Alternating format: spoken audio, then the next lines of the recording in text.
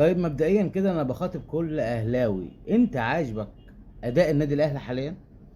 عاجبك الفرقه؟ عاجبك ان انت بتلعب تاني ماتش ليك على التوالي في كاس العالم للانديه وما بتسجلش هدف؟ طب وبعد ماتش النهارده والاداء السيء اللي اداه النادي الاهلي، انا بقول لكم من دلوقتي ما نلعبش ماتش بورتو وخلاص. احنا فقدنا الامل. ليه؟ لان ولا في مؤشرات لان انت تقدم كرة حلوه في الماتش بورتو، ولا في مؤشرات ان انت تكسب اصلا بالاداء الزفت اللي انت مأديه الماتش بتاع بالميراس. اقسم بالله عمرك ما هتكسب بورتو. انت يكفيك حتى تتعاد نجيب جون عشان يبقى اسمنا جبنا هدف في كاس العالم. ما ينفعش هنطلع كده زيرو اهداف يا جدعان. يا جدعان ولا في كوره ولا في اي حاجه على دماغكم ايه؟ طيب والله العظيم قاعد اسمع الماتش. بص اها، مش عارف، مخنوق قسما بالله.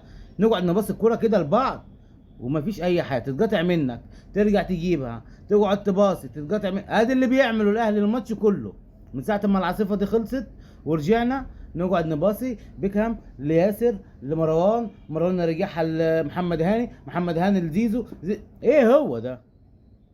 ولا اداء ولا كوره ولا اي حاجه ايه دي؟ اقسم بالله ما عارف.